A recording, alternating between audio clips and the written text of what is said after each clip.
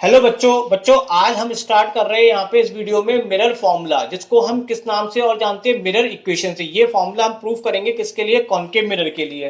Proving करने के लिए हमें कुछ चीजों की जरूरत पड़ती है। एक होता है साइन कन्वेंशन, दूसरा होता है इमेज बनाने के लिए कुछ रूल्स होते हैं जो कि 10th क्लास में थे, लेकिन मैं आपको सब रिवाइज कराता हुआ चलूंगा ताकि आपको कोई भी कहीं भी दिक्कत ना आए। जिस बच्चों को कुछ भी नहीं आता है वो भी सब कुछ यहाँ पे सीख के जाएगा। तो देखिए यहाँ पे सबसे पहले हमने ले लिया क्या उनका कॉनकेव मिरर। कॉनकेव मिरर जानते हैं जिसकी शेड कहाँ होती है? बाहर की तरफ। और कॉन्वेक्स मिरर वो होते हैं जिसकी शेड कहाँ होती है? अंदर की तरफ। तो कॉनकेव मिरर में हमने 3 पॉइंट कंसिडर करे। 3 पॉइंट आप अच्छे से परिचित होंगे। पहला होता है पोल। पोल जो होता है मिरर का मिड पार्ट होता है। और दूसरा क्या होता है? Centre of curvature. और पोल और सेंटर कर्वेचर के जस्ट बीच में कौन होता है? फोकस। तो ये 3 पॉइंट आपने पढ़ रखे हैं। अब यहाँ पे हमने इसके सामने कोई ऑब्जेक्ट रखी और ऑब्जेक्ट्स का नाम दे देते ए बी। अब देखिए यहाँ पे हमें इमेज बनानी है, तो इससे जो भी रे लेंगे वो इसी रूल्स के अकॉर्डिंग लेंगे। तो इसी के अकॉर्डिंग हम यहाँ पे इमेज लेंगे। तो हमने एक क्या लिया? पैरेलल रे ली। अब देखिए पैरेलल का रूल ये है कि कोई भी रे अगर पैरेलल आती है, चाहे वो कॉनकेव हो चाहे कॉन्वेक्स, वो हमेशा रिफ्लेक्ट होके कहां से जाएगी? फोकस से, या फोकस से जाती हुई क्या होगी? अपीयर होगी। तो देखिए ये वाली रे यहाँ से कहां होके जा रही है? ये पैरेलल रे है, और ये इससे रिफ्लेक्ट होके कहां से जा रही है? फोकस से।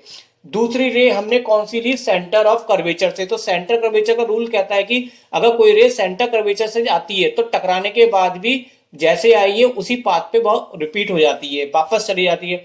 तो ये रे हमने इधर लिए, तो टकराने के बाद ये इधर ही क्या हो जाएगी? वापस हो जाती है। अब ये दोनों रे जो टकरा के मिल रही है जिस पॉइंट पे, वही क्या बनेगी? उसकी इमेज बनेगी। तो यहाँ पे ये इसकी क्या बन गई? इमेज बन गई। और इमेज का नाम हम दे देते ए डैश बी डैश। यहाँ पे एक और रूल लगेगा, मैं डायग्राम बनाना भूल गया रूल में, कोई बात नहीं, मैं अलग से बता देता हूँ। कोई भी रे अगर पोल पे पड़ती है तो जितने एंगल पे पड़ती है, जितने एंगल पे इंसिडेंट होती है, उतने ही एंगल से वो रिफ्लेक्ट हो जाती है। इट मीन्स कि ये दोनों एंगल क्या होते हैं? सेम होते हैं। तो यहाँ पे इसका भी यूज कर लेंगे। लेकिन कोई बात नहीं, पहले मैं एक चीज और बता दूं। सारे डिस्टेंस हम कहां से मेजर करते हैं? पोल से। तो पोल से लेके जो ऑब्जेक्ट की डिस्टेंस होती है उसको हम क्या बोलते हैं? यू। और पोल से लेके जो इमेज की डिस्टेंस होती है उसको हम बोलते हैं वी। और पोल से लेके जो एफ की डिस्टेंस होती है उसे बोलते हैं फोकल लेंथ एफ। अब हम यहाँ पे एक और रे बनाएंगे। वो रे कैसी होगी? जो कि पोल से जाती है, पोल से जितने एंगल पे पड़ेगी उतने ही एंगल से वो रिफ्लेक्ट होके क्या होती है? वापस चली जाती है अकॉर्डिंग रिफ्लेक्शन ला के। तो यहाँ पे ये मैं डायग्राम इसमें बनाना भूल गया, कोई बात नहीं, आप ध्यान रखना। पोल से जितने एंगल पे इंसिडेंट होती है उतने ही एंगल पे ये वापस चली जाती है। तो ये तीनों रे जहां पे मीट हो रही है वहीं उसकी इमेज का क्या हो रहा है? फॉर्मेशन हो रहा है। तो ये बच्चों, ये तो डायग्राम तो हमारा कंप्लीट हो गया। अब हम इसको डेरिवेशन करने के लिए हमें थोड़ी बहुत लैंग्वेज लिखेंगे। मैं आपको डेरिवेशन में ऐसी कोई चीज नहीं छोड़ूंगा जो आपके लिखने के लिए बची रह जाए। हर चीज आपको लिख के दूंगा, थ्योरेटिक पार्ट भी और पूरा प्रूफ भी कराऊंगा प्रॉपर तरीके से। तो देखिए यहाँ पे सिर्फ आप छोटी सी लैंग्वेज लिखनी, कोई बहुत ज्यादा लैंग्वेज नहीं लिखनी, लेकिन लिखना जरूरी होता है ताकि मार्क्स आपको अच्छे मिले। तो देखिए हम लिखेंगे क्या? यहाँ पे हमारे पास हमने माना कि ए बी एक ऑब्जेक्ट है जो मिरर के सामने प्लेस है, और कितने डिस्टेंस पे है? ये यू। और इसकी जो इमेज बन रही है ए डैश बी डैश, वो कितनी डिस्टेंस पे बन रही है? वी। बस सिर्फ इतनी सी लैंग्वेज इसमें आप लिख देना, आपके नंबर पूरे पूरे मार्क्स अच्छे से मिलेंगे। अब देखिए डेरिवेशन करने के लिए अब हमें यहाँ पे कुछ ट्रायंगल लेने होंगे। तो मैं आपको बता दूं, ट्रायंगल लेने के लिए इतने सारे ट्रायंगल बन रहे हैं, समझ में नहीं आएगा कि कौन सा ट्रायंगल हमें लेना है। तो जो भी ट्रायंगल लेंगे उसमें एक बात ध्यान रखिएगा, एक ट्रायंगल में ऑब्जेक्ट का होना बहुत जरूरी है, तो दूसरे ट्रायंगल में इमेज का। तो एक बार हम ट्रायंगल इससे पॉइंट से ये वाला लेंगे जो मैं मार्क कर रहा हूं, ए बी सी। और दूसरी बार में इसके संग सिमिलर लेंगे ए डैश बी डैश सी। तो सबसे पहले तो मैं इन्हीं दोनों ट्रायंगल को ले लेता हूं। तो ट्रायंगल का मैंने नाम लिख दिया है। ट्रायंगल हो गया ए बी सी, ये वाला ट्रायंगल हो गया ए बी सी। और दूसरा सिमिलर ट्रायंगल क्या हो गया इसका? ए डैश बी डैश सी। अब आप जानते हैं सिमिलर ट्रायंगल की प्रॉपर्टी होती है परपेंडिकुलर अपॉन परपेंडिकुलर बराबर बेस अपॉन बेस और हाइपोटेन्यूज अपॉन हाइपोटेन्यूज। कुछ इस तरह से आपने पढ़ रखा होगा।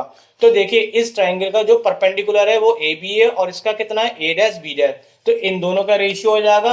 और इस ट्रायंगल का बेस क्या है आपका? ए सी है, और इसका बेस है ए डैश सी। तो ये इसको डाल देते इक्वेशन फर्स्ट। अब हम एक दूसरा ट्रायंगल लेंगे, लेकिन ट्रायंगल कोई भी लेंगे उसमें ऑब्जेक्ट और इमेज का होना जरूरी है। तो अब ये ट्रायंगल हम लेंगे पी से जो बना रहा है, पी पोल से जो बन रहा है, ये वाला ट्रायंगल।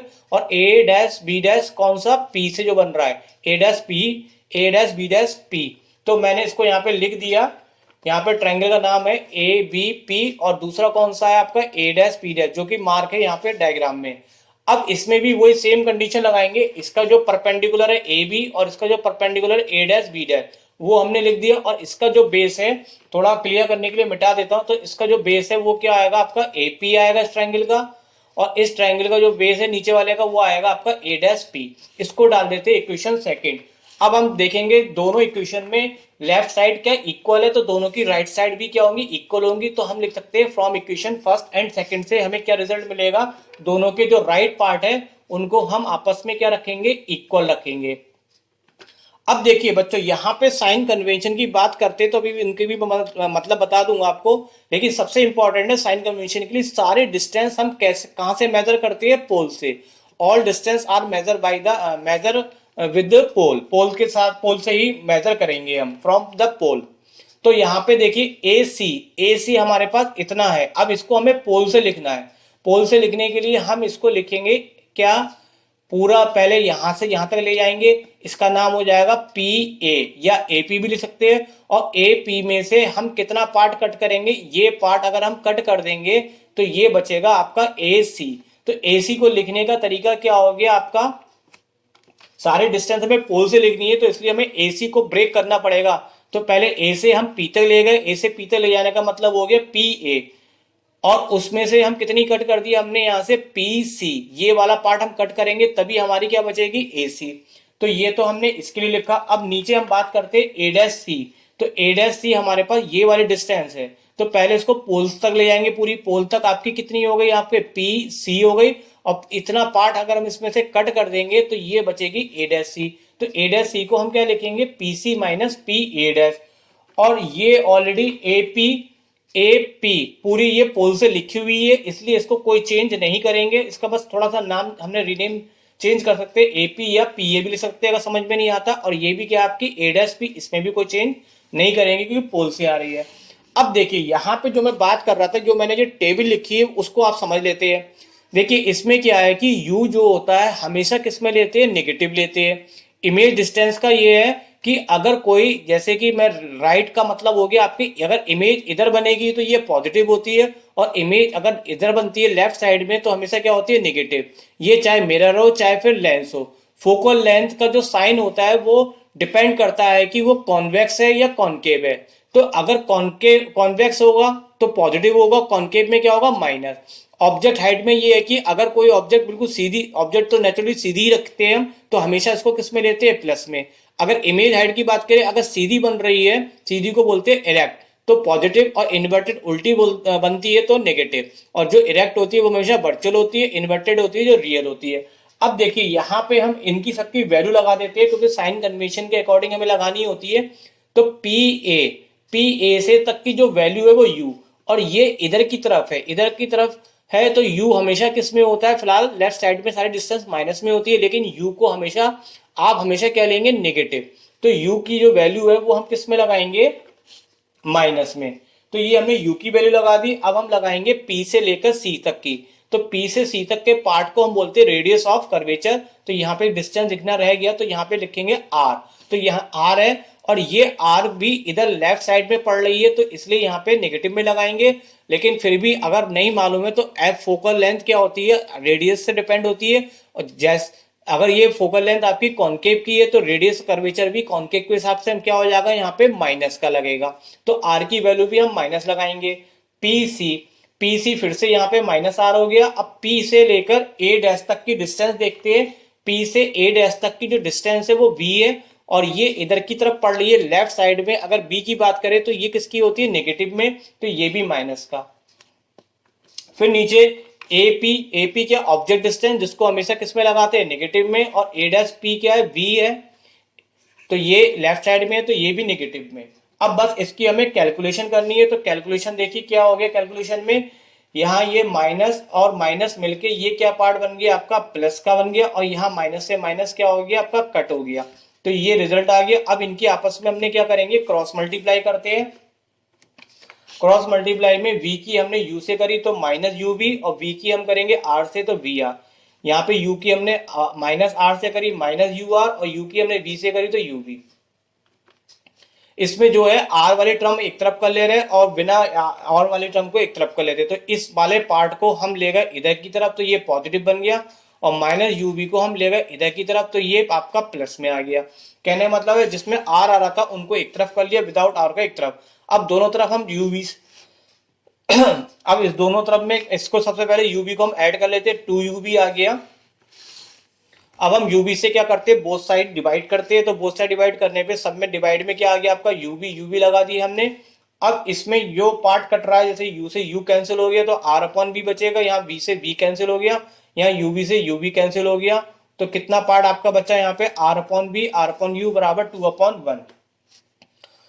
इस आर को जो है वो कॉमन निकाल के बाहर निकाल देंगे, तो ये कॉमन निकल के कुछ इस तरीके से आ जाएगा 1/v plus 1/u is equal to कितना 2/1, और इसको 1/v प्लस 1/u बराबर कितना आ जाएगा 2/r।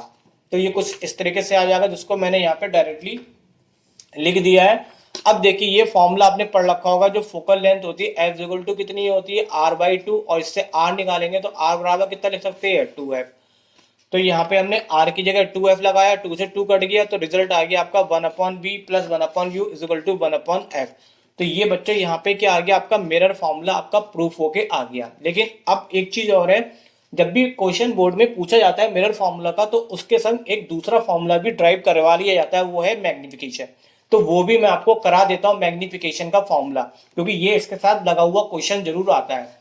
अब देखिए मैग्निफिकेशन के लिए डायग्राम तो वो सेम ही है। मैग्निफिकेशन को किस रिप्रेजेंट करते हैं हम यहाँ पे स्मॉल m से लिखते हैं, और मैग्निफिकेशन आपने पढ़ रखा डेफिनेशन ये होता है इमेज हाइट और ऑब्जेक्ट हाइट का जो रेशियो होता है उसको हम क्या बोलते हैं मैग्निफिकेशन। तो ये हमारे पास मैग्निफिकेशन का फॉर्मूला निकल के आ गया। तो बच्चों यहाँ पे ये दोनों फॉर्मूले मिरर फॉर्मूला और मैग्निफिकेशन का फॉर्मूला आपका आ चुका है, और ये डेरिवेशन भी आपका कंप्लीट हो जाता है।